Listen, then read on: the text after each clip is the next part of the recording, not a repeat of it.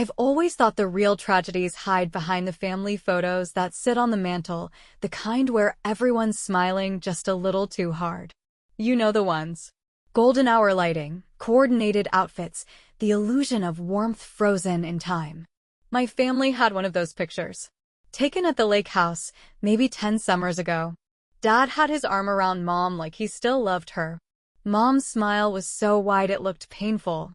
And between them stood my two sisters, Jessica, the younger one, blonde and beaming, her hair catching sunlight like it was drawn to her, and my older sister, Claire, tall, quietly confident, her smile more reserved, but just as sincere. To anyone else, it looked like we had it all. Nice house in the suburbs, the white-trimmed porch with potted plants. Mom rotated like clockwork. Dad ran a construction supply business he inherited from our grandfather, and Mom stayed home, managing the house with surgical precision. Jessica was the apple of everyone's eye, cheer captain, always had the newest phone, always got the bigger slice of cake without even asking. And Claire? Claire was there. Polite, diligent. The kind of person who remembered everyone's birthdays and never forgot to say thank you. The kind people overlook because they're always doing the right thing. Growing up in that house, you learned quickly where attention gravitated. Jessica sparkled. Claire worked. I didn't notice the imbalance right away. I was the middle kid, the only boy. My life was a balancing act of dodging Mom's expectations and staying out of Dad's temper. But even as a kid, I could see the way things shifted when Jessica entered a room. If Claire got an A, it was expected. If Jessica got a B+, it was a miracle worth celebrating. I remember birthdays. Jessica's always had themes, rented spaces, and once even a magician. Claire's? A sheet cake from the grocery store and a candle that never lit properly. But Claire never complained. That's the part that stuck with me. She just folded into the background. She'd get up early to help Mom with breakfast, offer to pick up groceries, mow the lawn when Dad's back went out, all the things that, in any other family, might have earned a bit of praise. But in ours, it was expected, taken for granted. Like her usefulness was her currency, not her presence. Still, if you looked from the outside, you'd think we were a picture-perfect clan. Dad made good money. We had 2 cars in the driveway and vacations twice a year. Claire shared a room with Jessica until she turned 17, then got the attic room when she asked nicely and promised to paint it herself. She spent months fixing it up, turning the sloped ceilings and tiny windows into something that looked like it belonged in a magazine. She'd lie on the floor with architectural sketchbooks spread out like wings, dreaming about opening her own space one day, a cafe, I think, with velvet chairs and exposed brick. She had a name picked out. Something French, but not pretentious. I remember helping her string fairy lights along the rafters that winter. Her hands were covered in splinters from refinishing the floors, but she smiled the whole time. When it was done, she invited the whole family up to see it. Jessica took one look and said, "It's kinda small, isn't it?" Dad nodded like it was a reasonable observation. Mom just asked if the window leaked. Claire blinked once and said, "It's perfect," with the kind of smile that had to be sewn together from scraps. Looking back, I think that attic room was the first place Claire truly made her own. Her escape. Her quiet rebellion. She never raised her voice, never slammed a door. But you could feel the tension building like static in the air. You just didn't know when the lightning would strike. Every Sunday, we had dinner as a family.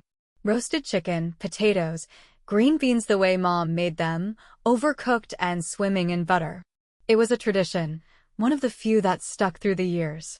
Everyone showed up in their Sunday best, which in our house meant no sweats, no phones at the table, and definitely no arguing in front of guests, which were rare, but still used as the threat to keep us in line. Claire never missed a Sunday. Didn't matter if she had work, school deadlines, or was coming down with the flu. She'd show up, usually carrying something homemade, a loaf of sourdough, a citrus tart, a tray of butternut squash lasagna that could have fed a village. Mom would eye the food, make some vague comment like, "Oh, I didn't realize you were into baking now," and then place it on the table without another word.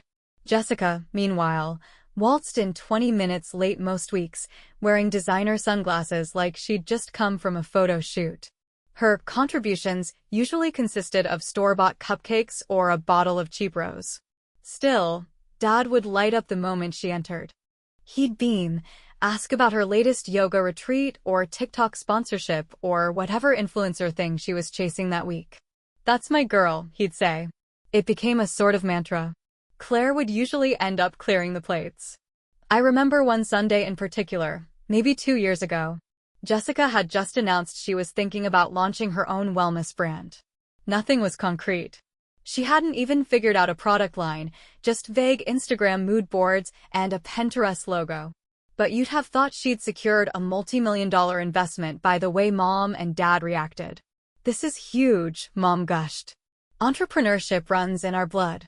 Dad poured her an extra glass of wine. "It's all about vision, Jess. I can help you with the business side, show you how to manage inventory and suppliers." Claire sat across the table, quietly eating the salad she'd brought, shaved fennel, blood orange, a little arugula. It was delicate and complex and probably took her an hour to make. No one mentioned it. She smiled through it, of course. She always did. But I watched the way her fingers tightened around the stem of her wine glass, the way she avoided eye contact when Mom started planning a photo shoot for Jessica's product that didn't exist yet. "Claire, you're good with a camera, right?" Jessica asked, not even looking up. "You can shoot the promo stuff for me." And Claire said yes. Of course she did. After dinner, I found her outside on the porch, leaning against the railing, eyes fixed on the middle distance. Her hair was pulled into a low bun, the kind that said she hadn't really cared how she looked today, and her sweater sleeves were pushed up, revealing tiny paint flecks on her wrists, leftovers from some new cafe sketch or concept she was quietly working on. Not that anyone asked. "You okay?" I asked. She nodded, but didn't answer. Just stared out over the dark lawn, arms folded tight. I didn't push. We both knew the game by then. That was the thing about our family, we were never loud in our dismissals. Never cruel in obvious ways. It was always in the small things. What got noticed? What didn't? What was praised? What was ignored? It was absence that defined us more than presence. Claire knew it. I think she always had. But she was still playing the long game. Even then, I could see it, the slow building of something sharp just beneath the surface. You could only watch someone get overlooked for so long before wondering when, not if, they were going to remind everyone they existed. And when Claire finally did, no one would be ready. Claire never raised her voice. Not even once, not in the 2 decades I watched her slowly fold herself smaller to fit into the mold our parents had carved out for her. And somehow that made her more dangerous. Because when someone learns to swallow their pride, their rage, their heartbreak, they don't forget. They file it away like ammunition. It's funny how much you can miss while thinking you're paying attention. At every family function, birthdays, anniversaries, awkward Thanksgivings where no one really wanted to be there, Claire was always the one helping Mom in the kitchen, setting out napkins, lighting candles, slicing pies she made herself. Jessica would drift in mid-afternoon, fresh from a hair appointment, wearing heels too impractical for walking but perfect for making an entrance. Dad would beam. "There she is, my star." Claire would be on her knees adjusting the tablecloth. One summer, Jessica hosted a wellness retreat for a dozen of her friends in our parents' backyard. She charged them $250 a head. Didn't tell Mom until the day before, and even then, Claire ended up cooking all the food. Vegan, gluten-free, and dairy-free. I asked her once why she was helping. She said, "Because if I don't, it'll be chaos." But I knew that wasn't the whole truth. She wanted to be seen, even if it was just in the margins. Even if the credit never landed where it should. She had this dream, she'd talk about it when no one else was around. A cafe/bookstore. Industrial but cozy. Think exposed brick, hanging Edison bulbs, reclaimed wood tables, stacks of poetry books next to coffee grinders. She had pages of sketches, menus, budgets, paint swatches. I saw it once. A binder labeled The Hollow Cup. Everything from barista training protocols to sustainable sourcing partners. It was more thorough than some actual businesses I've worked with. I told her she should show it to mom and dad. Maybe ask for a loan. She laughed, the kind of hollow laugh you don't forget. They'll say it's a waste of time, she said, flipping a page without looking up. Or worse, they'll say it's cute. And then forget I mentioned it. And she was right. That Christmas, Jessica mentioned offhandedly she was thinking of starting a podcast. Dad offered to buy her a microphone before dessert. Claire just sat there, tracing the rim of her glass with one finger, eyes downcast. No one asked her what she wanted that year. But she kept going. She worked 2 jobs. Saved every cent, slept 5 hours a night, drank gas station coffee, and still found time to renovate her own tiny apartment until it looked like something out of a lifestyle magazine. She took classes in business licensing, networked with other women-owned cafes, and started scouting locations. And all the while, Mom kept saying, "You should be more like your sister." It was like watching someone build a mansion from sand, and then having the tide come in every time the foundation was nearly dry. Still, she never stopped. There's a kind of strength in people like Claire. The ones who've been dismissed so often, they stop looking for permission. The ones who realize that being the good daughter doesn't get you anywhere but invisible. What none of us saw coming, what our parents definitely didn't, was that Claire had a line. And the moment they crossed it, there wouldn't be a single thing left of the girl they thought they could keep in her place. The day Claire opened her cafe, the sky was the kind of clear blue that makes you think, maybe the world really is rooting for me. It was early spring, that perfect stretch of days where everything smells like fresh paint and new beginnings. She'd been up since 5 a.m., double-checking the espresso machine pressure, rearranging the pastries in the display case, lighting the hand-poured candles that lined the brick walls. The hollow cup. It was real. The sign hung above the entrance, matte black with copper lettering. Clean. Confident. Her name on the lease. Her savings in the register. Her hands behind every square inch of it.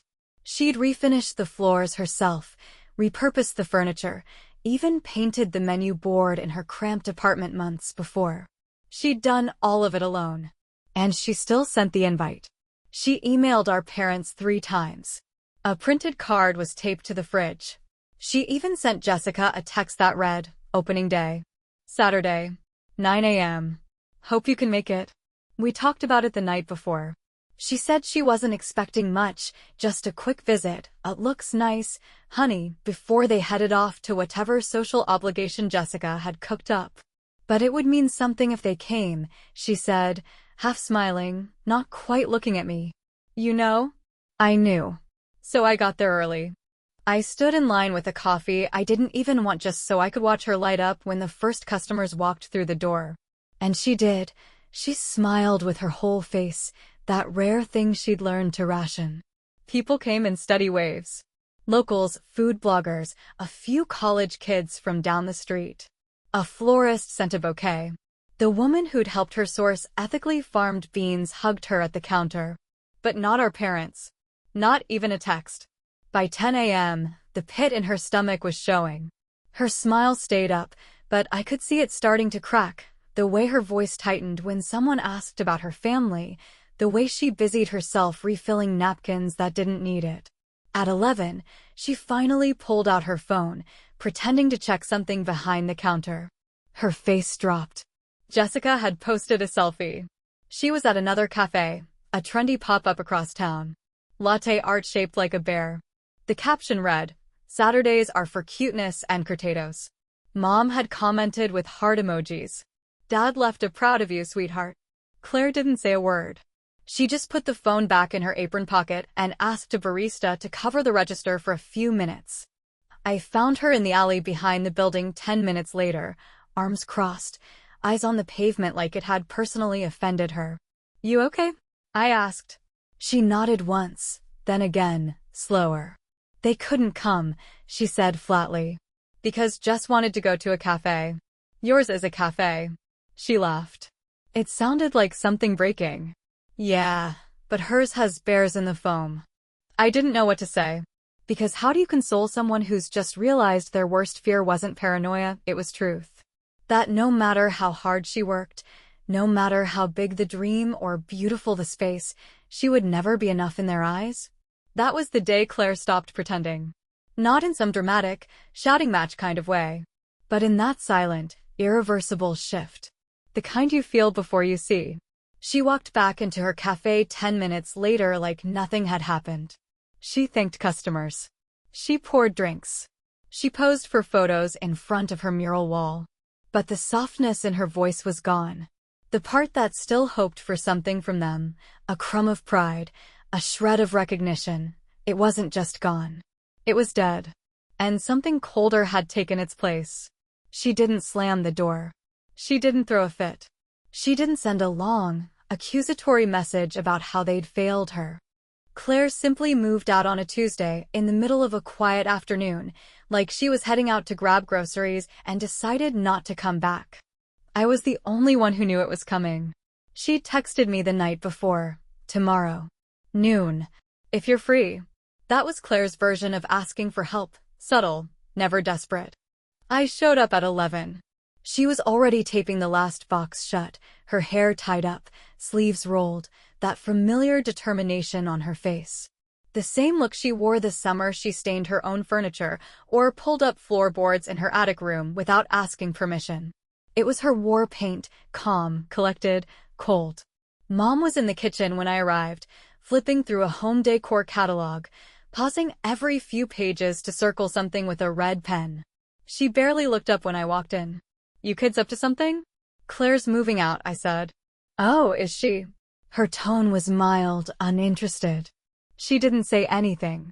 Claire walked past just then, lugging a box labeled cookware. "I did. Twice." Mom hummed, as if that settled the matter. "Well, make sure you leave your key. I don't want to deal with the locksmith." Upstairs, her room looked like it had already forgotten her. The bed was stripped, walls bare. Only faint outlines remained where her art once hung, ghosts of thumbtacks and tape. She moved quietly, carefully. No dramatics. She took her sketchbooks, her records, the mugs she'd been collecting from every thrift store in a 50-mile radius. There was no ceremony. Just the efficient packing of a life no one had ever really paid attention to. Jessica wasn't home. Supposedly, she was getting her nails done, or maybe she had a photo shoot, something involving lavender foam and linen dresses. It didn't matter. She'd known Claire was moving out and never bothered to send a text or call. Her silence said everything. Dad emerged from his office only once. He came downstairs for a snack, took one look at the stacked boxes by the front door, and muttered, "You finally going, huh?" As if Claire were a guest overstaying her welcome. She didn't even look up. Just said, "Yep," and continued wrapping a coffee grinder in bubble wrap. "You sure you've thought this through?" he added, already halfway back up the stairs. Claire paused. Then, for years. And that was the end of it. No hug. No questions. No, "We're proud of you," or, even a week, "Keep in touch." Just the sound of a staircase creaking as he disappeared. I followed Claire outside as she locked the van and looked back at the house, the only home we'd ever known. Her mouth was tight. Her eyes didn't water. "They won't ask me why," she said quietly, as if confirming something she already knew. Because deep down, they already know. They just don't care. I helped her move into the tiny apartment above her cafe. It wasn't much, just a single-room studio with exposed beams and squeaky floorboards, but it had light and space and peace. The place smelled like fresh paint and roasted beans. It was hers. Entirely hers. She didn't say much as we unpacked, just moved from box to box with practiced focus, like she was assembling a life from fragments. When everything was inside, and the last light bulb was screwed in, she leaned against the counter and finally exhaled. "You know what's funny?" she said. "I worked my ass off to be worthy of them. But walking out of that house today was the first time I felt like myself." I didn't know what to say. So I just nodded. Because she wasn't wrong. Back at the house, I later learned, our parents had dinner like nothing happened. Chicken and rice. Mom complained about a stain on the living room rug. Dad said the garage door was acting up. Jessica posted a story of herself with a face mask captioned, "Detox Nights," as if nothing had changed. They didn't call, didn't check on her, didn't ask where she went or how she was doing. To them, Claire's absence was an empty chair at a table they barely noticed she was sitting at. But to Claire, it was liberation. She didn't walk out of that house empty. She walked out with fire in her chest and ice in her veins. And while they went back to pretending nothing happened, Claire was already planning what came next. She didn't leave to disappear. She left to rise. It's a strange thing, waking up and realizing you don't owe anyone anything. That was Claire's new reality. No more pretending to be grateful for scraps of affection. No more tiptoeing around her parents' indifference or her sister's spotlight. For the first time in her life, she could breathe without asking permission. And as she settled into the tiny studio above her cafe, surrounded by unpacked boxes and half-screwed-in light fixtures, she realized something else. She didn't miss them. Not one bit. The first few mornings were quiet in a way she'd never known before. She'd make herself a simple breakfast, toast, a soft-boiled egg, black coffee in a chipped mug, and eat it by the window, watching the city wake up beneath her. There were no passive-aggressive comments about her outfit, no sister barging into her space with some petty crisis. Just the hum of early delivery trucks and the smell of her own freedom. She was no longer just enduring her life, she was shaping it, hour by hour. Her cafe, the Hollow Cup, had opened to modest fanfare, but business was already steady. Word of mouth traveled faster than she'd expected. The pastries were baked fresh daily by a local partner, and her coffee beans were ethically sourced and roasted in small batches. She had baristas who respected her, regulars who smiled when they walked in, and a community that saw her not as someone's daughter or someone's sister, but as Claire. The owner. The boss. The woman who'd built something from nothing. What struck me most when I visited her was how light she seemed. Not carefree, no. Claire would never be that. But unburdened. She didn't carry the weight of their expectations anymore. Her posture had changed. Her laugh came quicker, and when she smiled, it reached her eyes. Even her space reflected it. No more pastel colors or the curated perfection our mother always insisted on. Claire's world was brick and steel, amber lights, and bold tones. It was exactly her. Unapologetic and intentional. And yet, for all her progress, I knew she hadn't forgotten. The Hollow Cup was doing well enough that she hired her third employee by the end of the month. She installed a small reading nook with second-hand books she'd collected for years and began hosting local poets on Thursday nights. The city's alt weekly gave her a glowing review. A photographer from a lifestyle magazine reached out for a feature. Her dream was no longer a sketchbook fantasy. It was real, tangible, and most importantly, self-made. But success doesn't exist in a vacuum. Word travels. Especially in our family, where gossip spreads faster than smoke in a dry house. I knew it was only a matter of time before our parents found out just how far Claire had come. I'd seen the way Mom skimmed local publications at the grocery store, looking for Jessica's name. And when she didn't find it, I could only imagine how it felt when, one day, she flipped a page and saw Claire's face instead, smiling, confident, framed by brick walls and latte steam. The hidden gem of East Side, a cafe worth getting lost in, the headline read. She didn't tell me she'd seen it.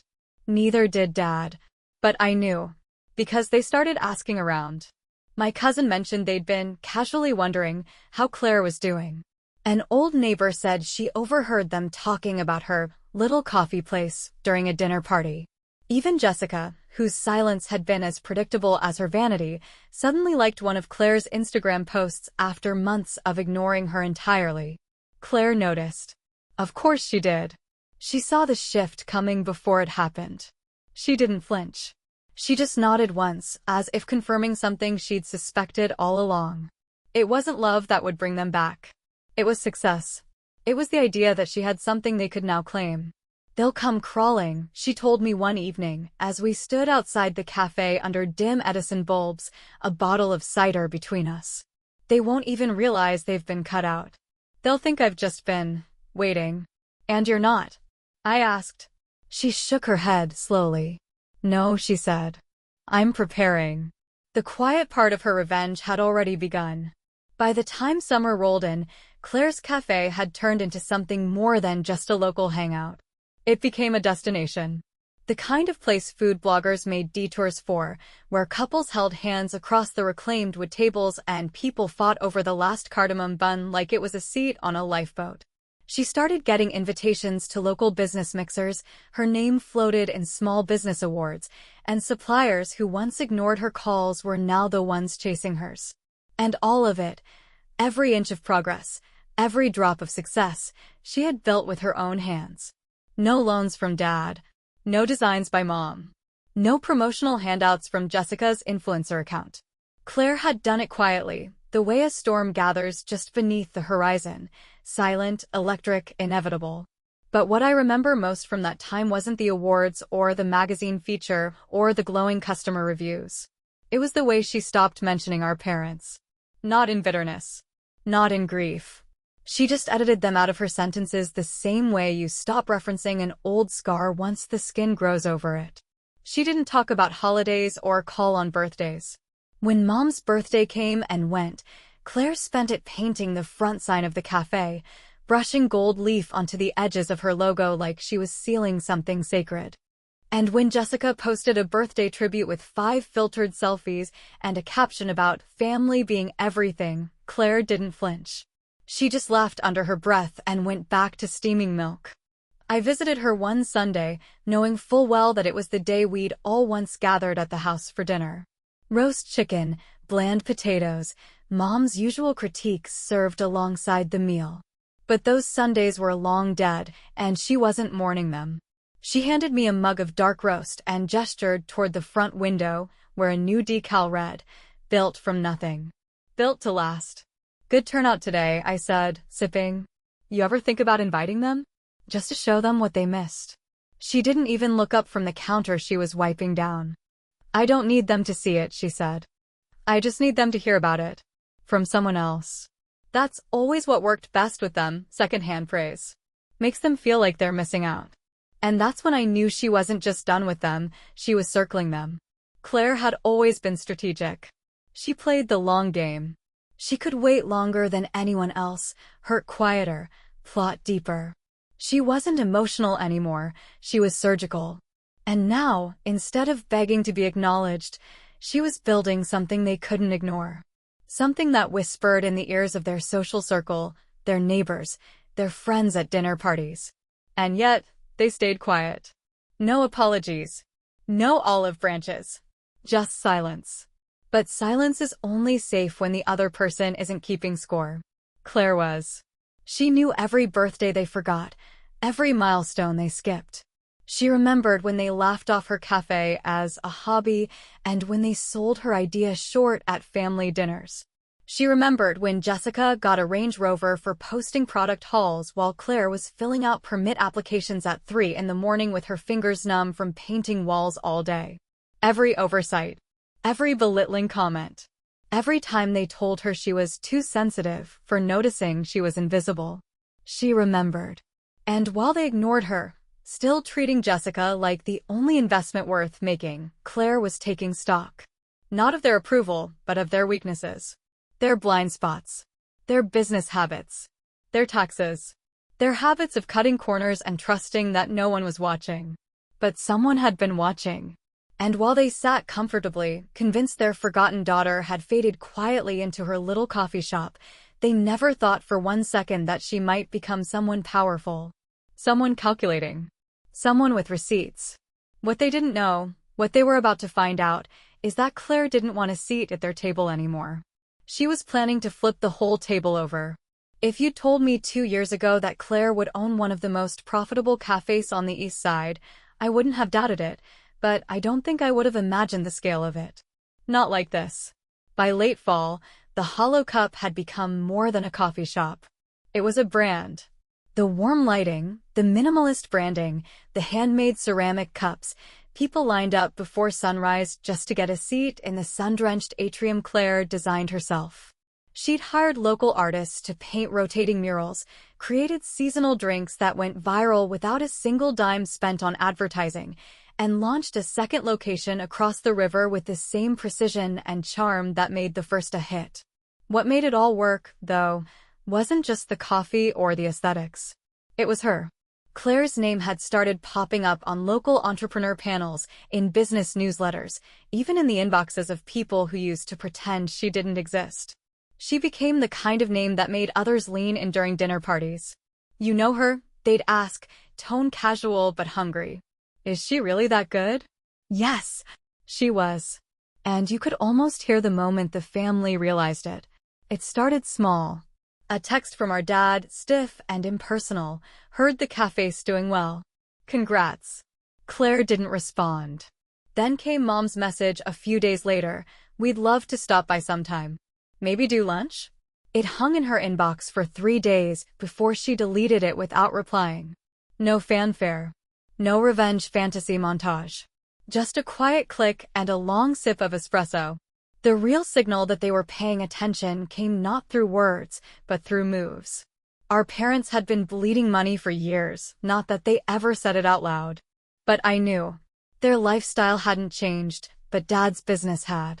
Fewer contracts, slower payments, and a string of bad decisions that Jessica's brand deals couldn't cover forever. I'd heard whispers through extended family that he was starting to struggle with payroll, that some suppliers hadn't been paid in full. And then, out of nowhere, Jessica started tagging Claire in her posts. It was subtle at first. A picture of her sipping a latte, the caption simply read, "Local magic at the Hollow Cup." No apology. No message. Just a public-facing attempt to associate herself with something successful. Claire didn't comment. She didn't like the post. But she printed it out and pinned it on the backroom corkboard under the heading "Things They Said When They Thought I'd Stay Quiet." Then came the charity gala. Every year, our parents threw a fundraising dinner for Dad's business partners. It wasn't really about charity. It was about connections. Status. Optics. This year, for the first time, Claire got an invite. It wasn't signed by Dad. It came from his assistant, addressed to Claire Harding, founder and CEO, the Hollow Cup Enterprises. They hadn't even bothered to pretend it was personal. It was a reach. A way to say, "We see you now," without admitting they'd ever looked away. She didn't attend. She was busy at a vendor event hosted by the city's Business Development Council. She gave a keynote speech in a black tailored jacket and silver heels, speaking about sustainable growth and brand loyalty while Mom and Dad toasted champagne with people they didn't even like. Claire didn't need their stage. She'd built her own, and the room she stood in that night, everyone was paying attention. The real shift, though, came the day she showed me the spreadsheet. It was a simple Excel doc. Clean columns. 4 tabs. Each one detailing a part of our father's business finances, unpaid taxes, questionable deductions, backdated invoices. "You've been watching him?" I asked. She looked up at me slowly, no trace of hesitation. "No. I've been waiting." It turns out Claire had started collecting documents long before she moved out. At first, it was out of habit. Growing up around a man like our father, you learn to keep records. She'd found inconsistencies in his company filings, payments that didn't match deposits, 1099s issued to contractors who no longer existed. And now that she had resources, she'd hired someone to verify it all. Quietly, legally, thoroughly. Her business was thriving. Theirs? On the edge.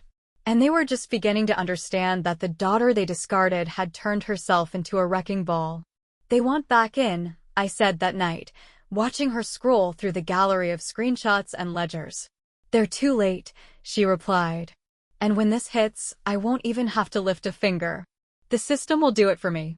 Claire didn't want revenge in the form of shouting matches or slamming doors. She wanted consequence. Something colder. More permanent. Something you couldn't gaslight or guilt-trip your way out of. She wasn't going to make them feel the pain they gave her. She was going to make them feel something worse. Irrelevance. They didn't show up at her cafe. That would have been too direct. Too vulnerable. That's not how our parents operated. They preferred backdoors and safe distances. So when they finally tried to reconnect, they did it exactly the way I expected, through guilt and illusion. It started with a voicemail. My father's voice was slow, deliberate. The same tone he used when I was a kid, and he wanted me to believe he wasn't angry, just disappointed. "Claire, sweetheart. We've been meaning to talk. It's been too long. We're proud of you, we really are. Let's sit down sometime soon. No pressure. Just family." The words hit like ice. Not because of what he said, but because of what he didn't say. There was no mention of the years they ignored her, no apology for the grand opening they skipped, no acknowledgement that they'd treated her like a footnote in their lives while Jessica got the glossy cover. Just an invitation to pretend like none of it ever happened. Claire didn't answer. Then came Mom. A text this time. "I miss you. Just as too. Things haven't been the same without you." Followed by a photo, one of those old family portraits, everyone smiling in cream-colored sweaters like they were auditioning for a toothpaste ad. It was a performance, carefully staged, just like always. And now that Claire had built something valuable, now that her name carried weight and her business was earning press and profit, they wanted her back in the fold. Not as a daughter, but as a trophy. As proof that they hadn't failed her. But Claire had no intention of stepping back into that house, not physically, not emotionally, and not with grace. She didn't want reconciliation. She wanted a reckoning. The documents were already in order. The spreadsheet she showed me a few weeks back had since become a dossier. She'd worked with an accountant who specialized in forensic audits. Every line item was backed by receipts, emails, timestamps. My father's business, the one he built his reputation on, had been skating just past legal for years. Cash jobs never declared. Contractor payouts split under multiple IDs. And the cherry on top? A tax shelter in another state, masked through a shell company that no longer technically existed. Claire didn't break the law to find it. She just knew where to look, and what to remember. She'd grown up watching the way Dad bragged over dinner about beating the system, always with that smug grin. He never thought anyone at the table might one day hold him accountable. One morning, she walked into her cafe like it was any other day, poured herself a black coffee, and sat down at the back table with her laptop. She drafted the email carefully. It wasn't angry. It was clinical. It contained a link to a shared drive and a brief message addressed to the IRS whistleblower hotline. She hit send. Closed the tab. Took a sip of coffee. And then she went back to work. I didn't know about the email until 2 weeks later when the knock came at our parents' door. Federal audit notice. Dad tried to play it off at first, said it was routine. That he had nothing to hide. But within a month, his office was raided. Computers seized. Paperwork combed through. Accounts frozen. Contracts lost. Suddenly, the business that had kept them living in 5-bedroom comfort was bleeding out fast and public. Vendors pulled out. Clients backed away. Jessica posted a vague Instagram story about needing space to heal from toxic energy. Mom stopped showing up to her book club. They still didn't know it was Claire. They still thought it was coincidence. But it wasn't. I asked her once, during all this, if she felt guilty. If watching the house fall apart, watching them scramble, gave her pause. She stared at me for a moment, then said, "When you watch someone starve you your whole life, and then act shocked when they find the pantry empty, that's not guilt. That's justice." Dad's business was shut down by the end of the quarter. They owed back taxes, penalties, legal fees. They were forced to sell the lake house, the downtown office space. Even Jessica's Range Rover quietly vanished, likely repoed in the night. And Claire? Claire didn't gloat. She didn't call them to say, "See what happens?" She didn't need to. Because revenge, the kind that sticks, doesn't come with a punchline. It comes with silence. Cold, steady, unrelenting. The call came on a Wednesday. I was in the back of Claire's cafe, working through emails while she ran inventory in the storage room. My phone buzzed once, then again. Voicemail. Then a text. "Dad, I need to talk to you. It's important. Please." That word, please, I hadn't seen it from him in years. It used to be reserved for clients, judges, or anyone else he couldn't control. Seeing it aimed at me was like spotting a lion trying to purr. I didn't answer. I walked to the back, found Claire scribbling notes about syrup costs, and held up my phone. He knows. She didn't stop writing. About me? I nodded. He's spiraling. Asking questions. Jessica texted too.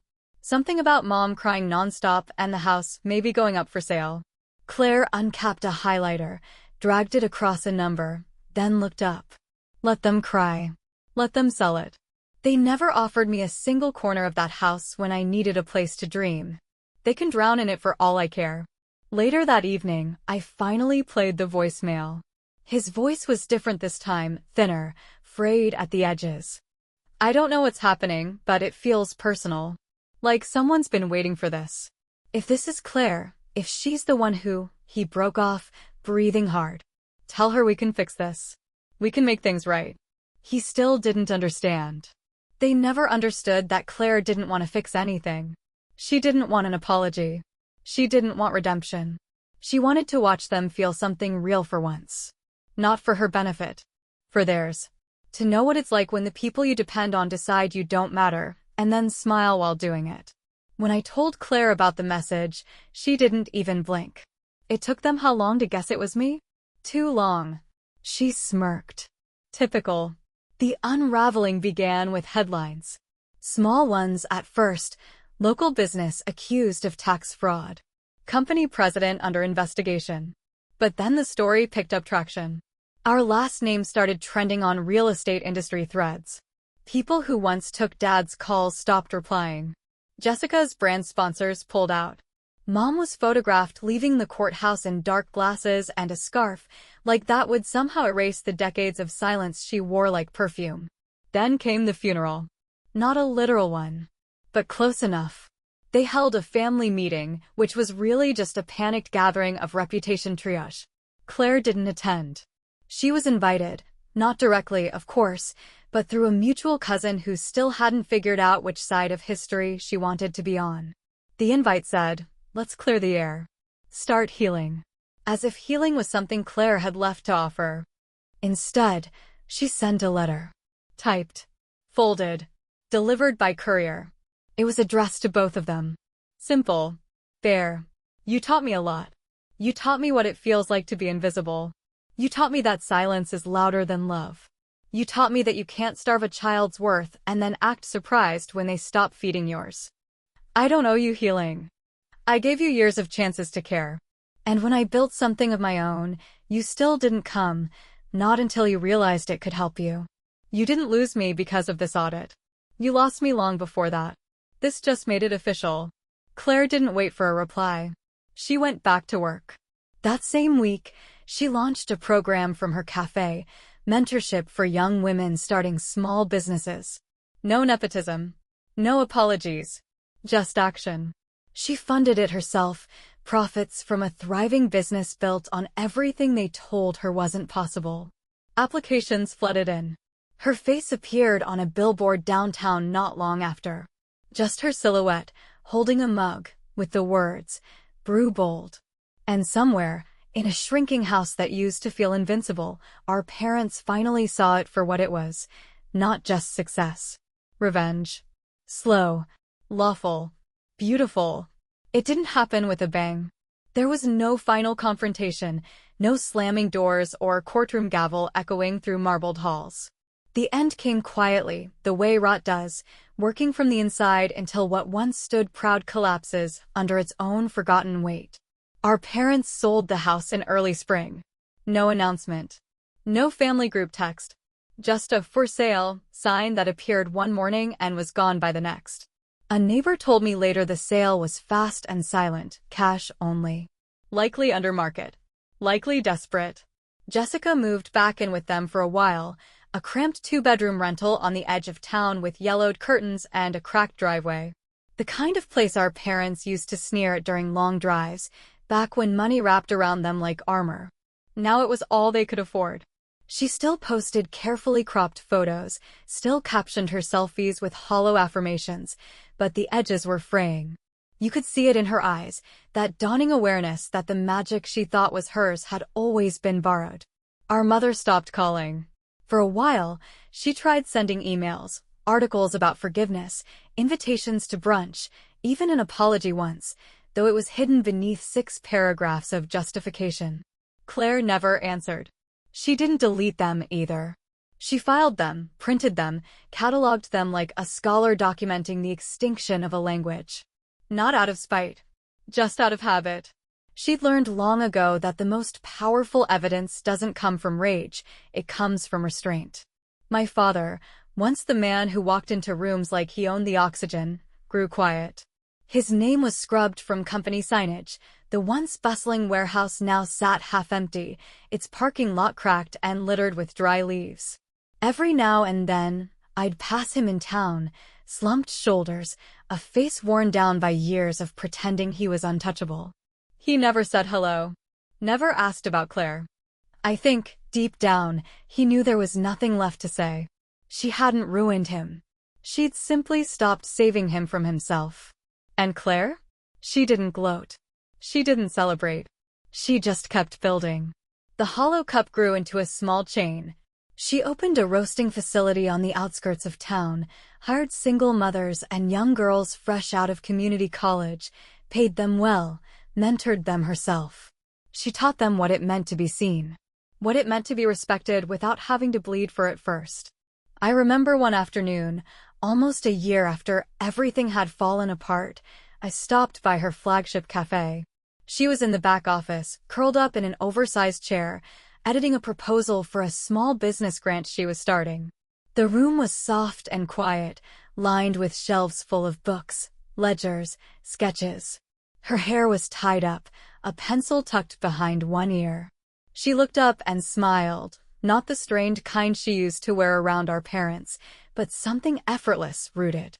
I was thinking, she said, setting the papers down. It's wild how much space grows inside you when you stop trying to earn your family's love. She didn't say it with bitterness. There was no venom in her voice. Just clarity. The kind of peace that comes not from forgetting, but from no longer needing to remember. We sat for a long while without speaking. Outside, the evening light filtered through the cafe windows, catching the dust in golden streaks. People were still out there talking, working, living. But in that room, all was still. Claire leaned back in her chair and looked out the window like someone who had nothing left to prove. Not to the world. Not to her family. Not even to herself. She had never needed their applause. She only ever needed the silence that followed when they finally stopped talking. And now, she had it.